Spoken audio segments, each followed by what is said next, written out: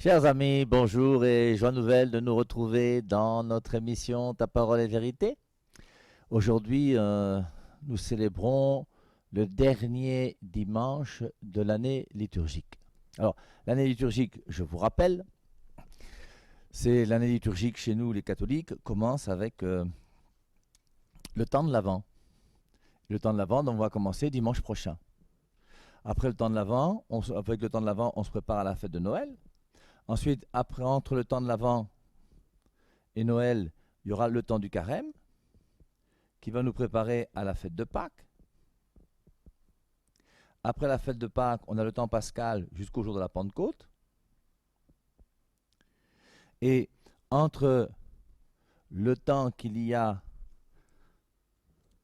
entre ces différents temps liturgiques, nous avons ici le temps ordinaire et ici le temps ordinaire qui termine avec aujourd'hui le 34e dimanche du temps ordinaire qui est la fête du Christ, roi de l'univers. Alors forcément, dans la semaine, le nombre de semaines de l'année liturgique c'est 52, comme dans toutes les années, non? Alors vous avez grosso modo 34 semaines du temps ordinaire, il doit y avoir 4 semaines je pense pour le temps de l'Avent, quelque chose comme 6 semaines pour le temps de Pâques, et quelque chose comme 7 semaines, je pense, pour la Pentecôte. Ce qui va donner, si on calcule, quelque chose comme 7, 8, 9, 10, 11, on est à 51 semaines, avec le temps de la semaine de Noël aussi, hein, jusqu'au baptême de Jésus-Christ. On a donc 52 semaines qui sont réparties dans le temps de l'Avent, un peu de temps ordinaire avant le carême qui commence par le mercredi des cendres, qui aboutit à la fête de Pâques, puis à la Pentecôte, 50 jours plus tard, et ensuite le temps ordinaire qui termine aujourd'hui, le 34e dimanche du temps ordinaire, la fête du Christ roi de l'univers. Et on va donc réfléchir aujourd'hui sur cette fête du Christ roi de l'univers. Qu'est-ce que ça veut dire pour nous? Et c'est le dernier dimanche de l'année, et forcément, à chaque fois qu'on finit une année ou qu'on commence une autre année, il est toujours bon de réfléchir un petit peu sur cette année qui s'est passée. Quand on fête son anniversaire, il y a des gens parmi nous qui n'aiment pas fêter leur anniversaire. Et plus ils vieillissent, même plus ils ont du mal à fêter leur anniversaire, parce que en fêtant ton anniversaire, tu fêtes notamment par rapport à ta naissance, mais aussi par rapport à ta mort. Et plus tu vas fêter ton anniversaire, plus tu t'approches du jour de ta mort. Et chacun d'entre nous, on s'approche davantage du jour de notre mort. Moi-même, j'ai déjà plus de 60 ans aujourd'hui. Quand est-ce que je vais mourir? Je n'en sais rien. Si Dieu me donne un peu de vie, que je peux vivre jusqu'à 80 ans, pourquoi pas? Mais je peux mourir cette année, l'année prochaine, cette semaine, je peux mourir n'importe quand. Et à chaque fois, vous voyez qu'on finit une année et qu'on commence une autre, comme nous, l'année liturgique qui finit avec la fête du Christ roi, il faut se poser la question. L'année dernière, quand je célébrais la fête du Christ roi, où est-ce que j'en étais dans ma vie de chrétien? Et est-ce que cette année, je peux dire qu'il y a quelque chose qui s'est amélioré en moi? Est-ce que je suis devenu meilleur que l'année dernière? Et donc, chaque fois qu'on célèbre un anniversaire, essayons de voir où est-ce que nous en sommes, faisons un petit bilan. Et ce serait bien que chacun d'entre nous, aujourd'hui, on fasse un bilan. Et un bilan notamment par rapport à quoi?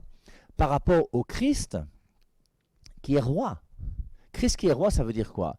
Ça veut dire, je vous rappelle la prière du Notre Père, qui est la prière que Jésus-Christ nous a enseignée, qu'on trouve dans Matthieu chapitre 6, dans Luc au chapitre 11. Et dans cette prière du Notre Père, on nous dit, Père, que ton nom soit sanctifié, que ton règne vienne. Est-ce que toi, tu veux que le règne du Christ vienne? Et ce règne du Christ, qu'est-ce que ça veut dire? Est-ce qu'il y a un royaume de Dieu? Et dans ce royaume de Dieu, est-ce qu'il y a réellement un roi? Et est-ce que ce roi règne? Dans tous les pays du monde, il y a un roi. Alors qu'on appelle le président de la République, on l'appelle comme vous voulez, peu importe les gouvernements politiques qu'on a eus, que ce soit la monarchie, la démocratie, enfin tous ces gouvernements politiques, il y a toujours un chef, il y a un roi. Et le roi, pour toi, quand je dis pour toi, c'est aussi pour moi. Quel est mon roi? Et est-ce que pour moi, Jésus-Christ est réellement le roi qui règne dans mon cœur et dans ma vie? Et si Jésus-Christ règne dans ton cœur et dans ta vie, il y a deux choses très importantes. C'est que tu vas aimer la vérité et tu vas aimer l'amour. Parce que la vérité la plus grande de Jésus-Christ, c'est d'aimer. On ne reconnaît pas que quelqu'un est chrétien parce qu'il parle en langue. Ce sont des histoires, ça. Ça, c'est les Mbutuku qui sont dehors, qui vous trompent. Je vous mets au défi de montrer bibliquement parlant qu'un chrétien, lorsqu'il est chrétien, doit absolument parler en langue. Et la preuve, c'est que moi-même, je suis chrétien et je ne parle pas en langue. Je n'ai jamais parlé en langue de ma vie. Si Dieu veut que je parle en langue, ça ne me dérange pas. Hein. Je peux commencer aussi. C'est facile, on peut faire. Mais ça ne sert à rien. Et il n'est dit nulle part dans les Saintes Écritures qu'à partir du moment où je suis chrétien, je dois parler en langue. Il y a eu des manifestations, des gens qui ont reçu le baptême et qui ensuite sont mis à parler, oui. Il y a la Pentecôte dans Actes chapitre 2, le jour de la Pentecôte, les gens ont parlé. Et la Pentecôte, même, reprenez bien la Pentecôte, c'est même pas le parler en langue. Il n'y a pas de parler en langue le jour de la Pentecôte, c'est pas du parler en langue. C'est les apôtres qui parlent dans un patois et les autres les entendent dans leur patois maternel. C'est pas du parler en langue. Le parler en langue, c'est quelqu'un que on en avait parlé. Non, vous ferez un tour sur mon site YouTube si vous voulez pour le parler en langue et voir. Le commandement de Jésus-Christ, c'est Jean 13, 34. Et Jean 13, 34, Jésus-Christ nous dit de manière claire et nette, hein, aimez-vous les uns les autres comme je vous ai aimé. C'est à l'amour que vous aurez les uns pour les autres qu'on reconnaîtra que vous êtes mes disciples. Je reconnais que quelqu'un est disciple de Jésus-Christ comment? À l'amour qu'il vit dans son cœur. Et personnellement, prenons simplement l'histoire du mariage. Combien de gens aujourd'hui ont des difficultés pour se marier parce qu'ils n'appartiennent pas à la même église? Chez nous, les catholiques, tu peux te marier avec qui tu veux. Nous sommes ouverts, nous. On est ouverts à tout le monde, nous. Il n'y a pas une église plus ouverte que nous. Beaucoup de gens, et d'ailleurs, dès que vous voyez des gens qui se marient entre eux dans leur église, ce sont des gens qui sont des sectaires. C'est eux qu'on appelle les Mbutuku. Mais ça n'a pas de sens, ça va contre l'amour. On se marie entre nous, mais ça veut dire quoi ça? Jésus-Christ n'a jamais dit ça, jamais. Alors, donc, j'en reviens, ouais. Jean 17, 17, c'est ta parole est vérité. Et juste avant, hein, dans Jean 17, 17, c'est consacre-les dans la vérité, sanctifie-les dans la vérité. Et comme je vous le disais l'autre jour, Jésus-Christ dit consacre-les dans la vérité. Pourquoi Jésus-Christ n'a pas dit à son Père consacre-les dans l'amour? C'est ce qui montre bien que la vérité est très importante. Et la vraie question qu'il faut se poser, c'est sommes-nous des amis de la vérité? Cherchons-nous la vérité?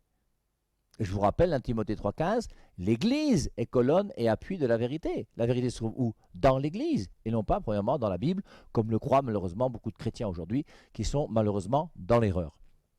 Alors, que ton règne vienne. Veux-tu que le règne de Dieu arrive dans ta vie? Est-ce que tu acceptes que ce soit Dieu qui règne? Alors, à chaque fois qu'on parle du règne de Dieu, moi, je reviens toujours à ce passage qu'on va lire ensemble dans le livre de Samuel. Le premier livre de Samuel au chapitre 8. Et dans ce premier livre de Samuel au chapitre 8, on va lire cette histoire très jolie. Hein. Lorsque Samuel prit de l'âge, donc premier livre de Samuel chapitre 8, je suis au verset 1. Si vous avez un bic, hein, vous pouvez écrire. Et si vous avez une Bible, vous pouvez l'ouvrir. Lorsque Samuel prit de l'âge, il établit ses fils comme juges d'Israël. L'aîné s'appelait Yoël et le plus jeune Abia. Ils gouvernaient à Bersabée. Mais ses fils ne suivirent pas son exemple. Ils étaient attirés par l'argent.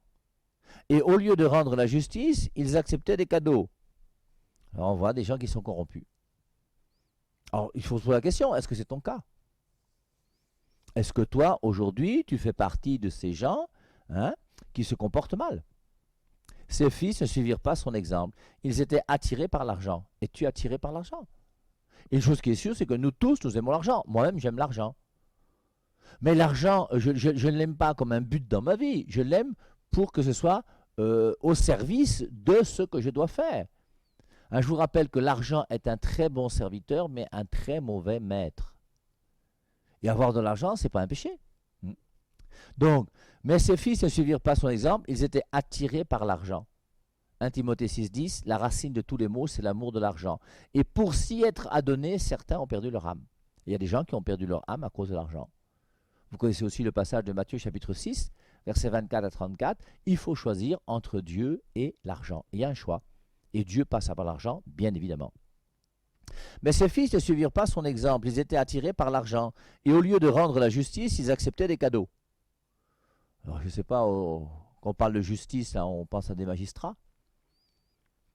Il y a des magistrats, malheureusement, qui sont véreux, qui sont corrompus, qui acceptent des cadeaux.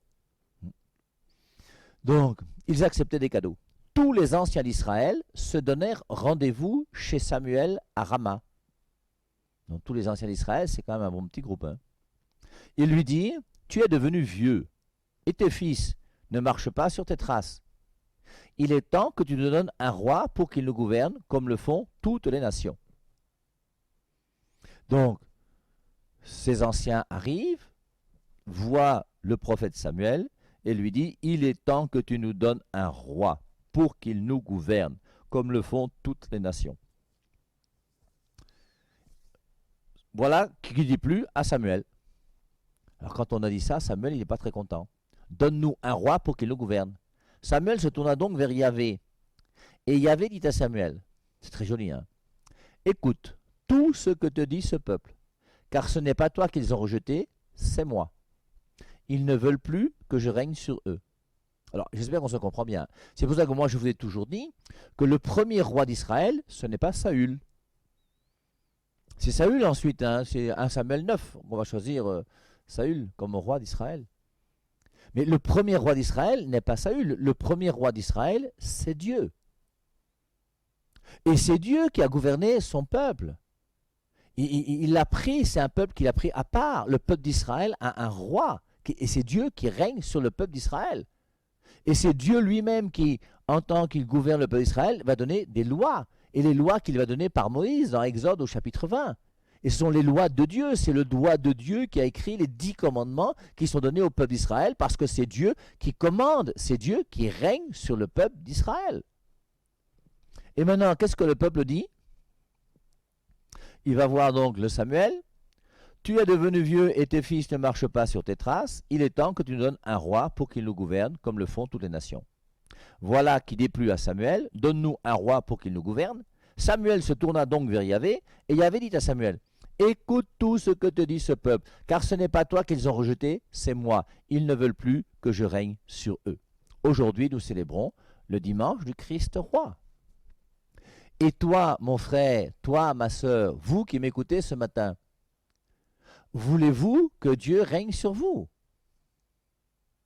Et le règne de Dieu, forcément, ça dépend de quoi? Ça dépend de tes dispositions à toi. Le règne de Dieu ne peut venir que si toi-même tu acceptes de laisser Dieu régner dans ton cœur et dans ta vie. Et maintenant, donc, il faut qu'on se pose la question honnêtement. Où est-ce que j'en suis, moi, par rapport à ce règne de Dieu? Qu'est-ce que je fais? Est-ce que j'accepte cette parole que Dieu me donne pour diriger ma vie? Alors, on peut reprendre même les 10 commandements si vous voulez. Première chose, je n'ai qu'un seul Dieu que j'adore. Est-ce que c'est ton cas? Est-ce que tu vas chez les marabouts? Est-ce que tu fais des cultes au village dans lequel tu mets ta confiance dans, je ne sais pas quoi moi, des rites traditionnels qui ne sont pas conformes à l'évangile de Jésus-Christ? Est-ce que toi, tu as un autre Dieu que le Père, le Fils, l'Esprit Saint?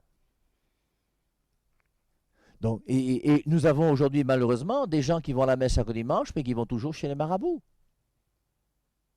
Je vous dis, il y a encore quelques jours, une famille qui est venue me voir parce que la maman est partie au village voir si le mariage de son fils ou de sa fille pouvait être un bon mariage ou pas.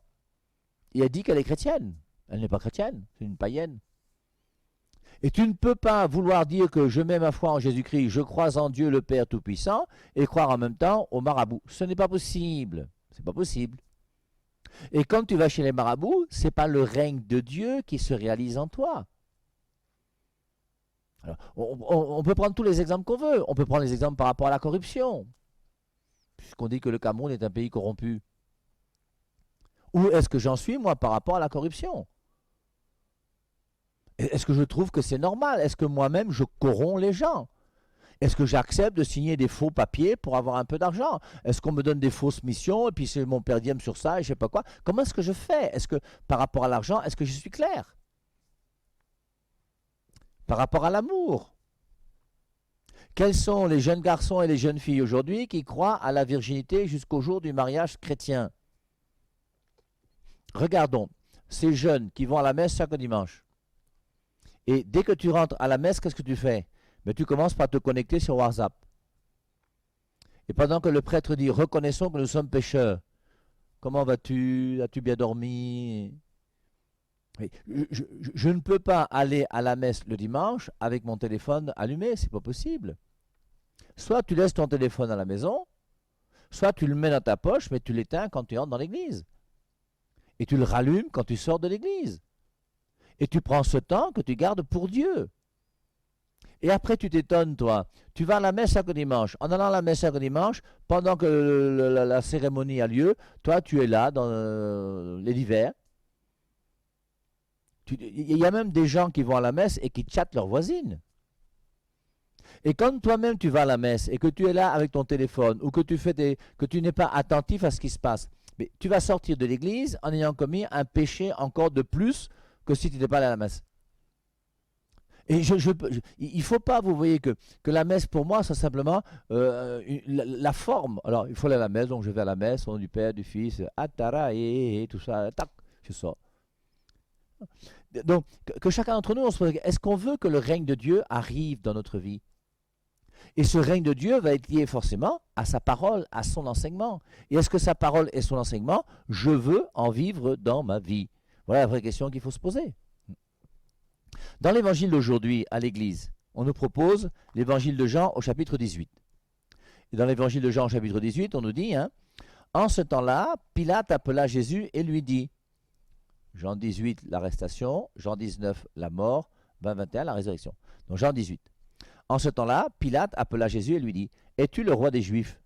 Jésus lui demande, dis-tu cela de toi-même ou bien d'autres te l'ont dit à mon sujet? Pilate répondit, est-ce que je suis juif, moi? Ta nation et les grands prêtres t'ont livré à moi. Qu'as-tu donc fait?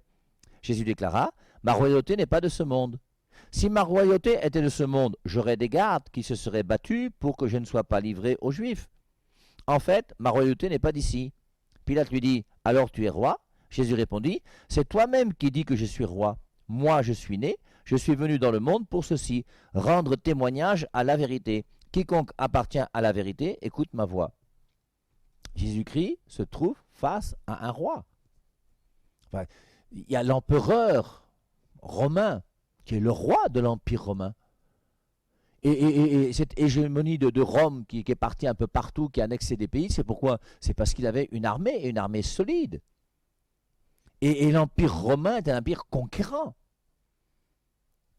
Et dans l'Ancien Testament même, le peuple d'Israël, je vous rappelle, quand on fait le dénombrement au début du livre des Nombres, comme à la fin du livre des Nombres, on dénombre les tribus en prenant les gens de 20 ans et plus capables de porter les armes.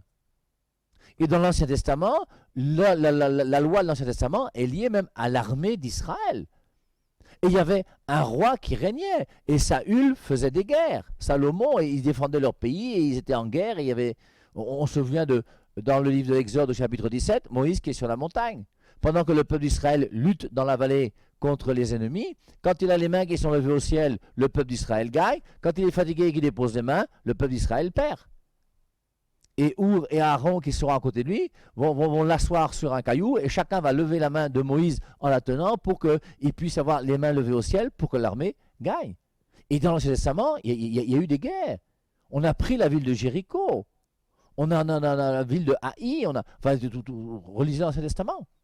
Et Jésus-Christ, lui, il vient, mais il ne vient pas de la même manière que ce roi. Il n'est pas un roi comme l'empereur César ou comme Ponce Pilate qui représente César et il n'a pas d'armée. Et ça a été très difficile d'ailleurs pour les apôtres de comprendre ça. Lisons le début des Actes des Apôtres. Je vous lis verset 6.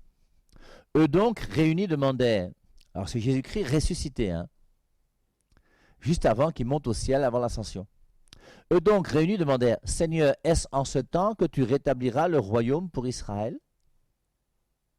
Même les apôtres, après avoir vécu 3 ans avec Jésus-Christ, demandent à Jésus-Christ, est-ce que tu vas rétablir le royaume? Est-ce que tu auras une armée comme l'armée de Saül? Est-ce que tu auras une armée comme à l'époque de Moïse? Est-ce que vraiment le roi des Juifs, là, il va reprendre son pouvoir et il va chasser les Romains de notre pays? Eux donc réunis demandèrent, Seigneur, est-ce en ce temps que tu rétabliras le royaume pour Israël? Il leur répondit, ce n'est pas à vous de connaître les temps ou les moments que le Père a fixés de sa propre autorité. Mais vous, vous recevrez une puissance, celle du Saint-Esprit survenant sur vous, et vous serez mes témoins à Jérusalem, dans toute la Judée, dans la Samarie, et jusqu'aux extrémités de la terre. Et Jésus-Christ donc nous fait comprendre que son royaume à lui est un royaume qui n'a pas besoin d'armée. Et je vous lis maintenant Matthieu chapitre 20, verset 25. Jésus les appela et leur dit, vous savez que les chefs des nations païennes se conduisent en dictateurs et leurs grands personnages abusent de leur autorité. Voilà ce que Jésus-Christ dit des autorités qu'il connaît.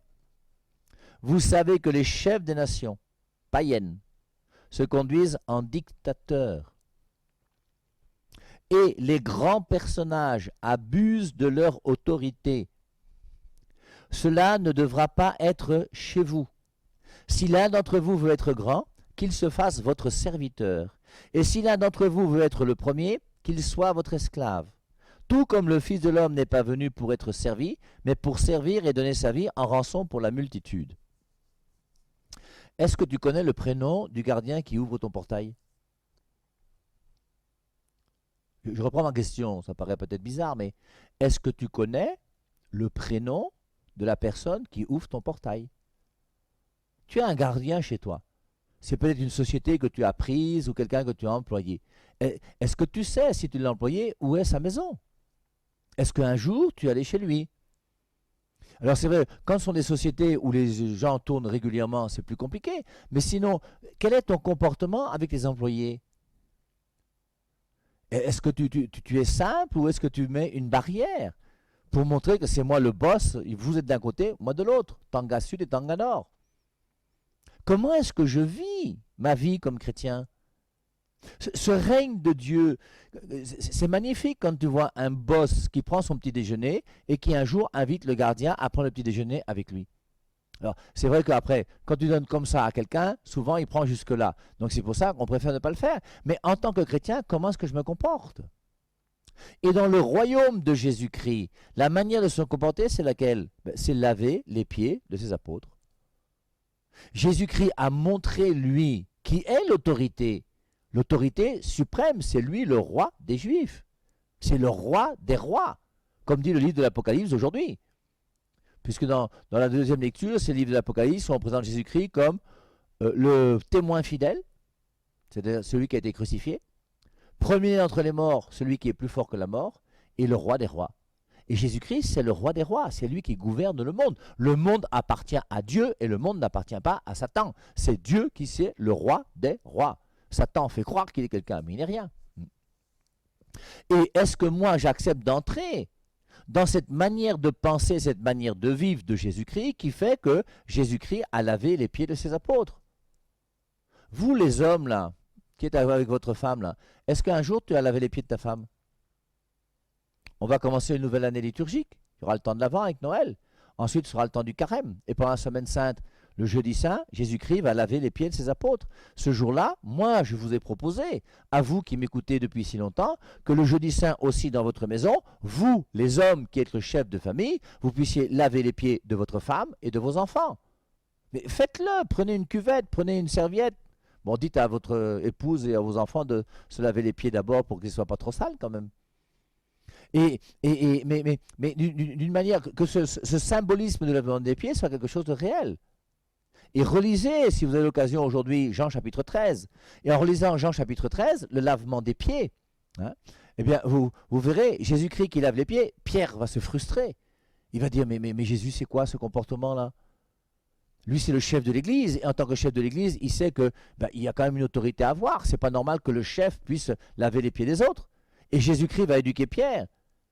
Pour dire, si tu ne veux pas que je te lave les pieds, tu n'auras pas de part avec moi dans le royaume de Dieu. Il dit, lave-moi aussi la tête et tout le reste. Ça, c'est Pierre. Il va laver les pieds de Judas. Il va laver les pieds de Jean. Quand Jésus-Christ lave les pieds de Jean, il est très content, c'est le disciple bien-aimé. Quand il lave les pieds de Pierre, c'est toujours un petit combat parce que Pierre il a son caractère. Quand il lave les pieds de Judas, Judas sait qu'il va trahir Jésus. Jésus sait que Judas veut le trahir. Et Jésus, malgré ça, lui lave les pieds. Et vous voyez que nous puissions, nous aussi, à l'image du Christ, essayer de faire que sa manière de régner soit la même dans nos cœurs. Et quand il se relève après avoir lavé les pieds des disciples, qu'est-ce qu'il dit? Vous m'appelez Maître et Seigneur, et vous faites bien, car je le suis. Je suis le Maître et je suis le Seigneur. C'est pas parce que je vous lave les pieds que vous allez commencer à marcher sur moi, non. Je reste le Maître et le Seigneur, mais un Maître et un Seigneur qui ne gouvernent pas comme le Maître et le Seigneur, qui sont les hommes qui sont dehors. Vous savez que les chefs des nations païennes se conduisent en dictateurs, et leurs grands personnages abusent de leur autorité. Cela ne devra pas être chez vous. Si l'un d'entre vous veut être grand, qu'il se fasse votre serviteur, et si l'un d'entre vous veut être le premier, qu'il soit votre esclave. Tout comme le Fils de l'homme n'est pas venu pour être servi, mais pour servir et donner sa vie en rançon pour la multitude. Et il ira jusqu'où? Jusqu'à la croix. Jésus-Christ nous a tellement aimés qu'il s'est mis au service de l'homme et qu'il faut qu'il assume la passion, parce qu'il doit assumer la souffrance et la mort. Et rappelez-vous toujours cette 8e station du chemin de croix, Jésus-Christ rencontre les femmes de Jérusalem, et les femmes de Jérusalem pleurent. Et Jésus-Christ dit à ces femmes, ne pleurez pas. Si j'avais été Jésus, moi j'aurais dit aux femmes, pleurez. Jésus-Christ s'est retrouvé seul, Pierre l'a abandonné. Même Jean a perdu la foi, puisqu'il faut attendre la résurrection, il entre dans le tombeau, il vit et il crut, il ne croyait plus. Tous les apôtres l'ont abandonné, les grands prêtres l'ont abandonné, Ponce Pilate l'a abandonné, l'a vendu comme un bandit, il a préféré Barabbas. Et il se retrouve devant les femmes de Jérusalem. Et il dit aux femmes de Jérusalem, ne pleurez pas sur moi, pleurez sur vous et vos enfants. Pleurez sur moi, ça ne vaut pas la peine. Moi, je suis venu pour une mission. Je suis venu pour me mettre au service de l'homme et pour que l'homme puisse retrouver son bonheur. Ce qu'il a perdu dans le jardin d'Éden avec Adam et Ève et Satan. Et ce bonheur, pour le retrouver, il faut que je meure. Ne pleurez pas parce que je meurs pour vous. Quand je meurs pour vous, c'est pour vous sauver. Et réjouissez-vous que Dieu a accepté de s'incarner, de prendre chair et de venir sur terre pour mourir, pour nous sauver.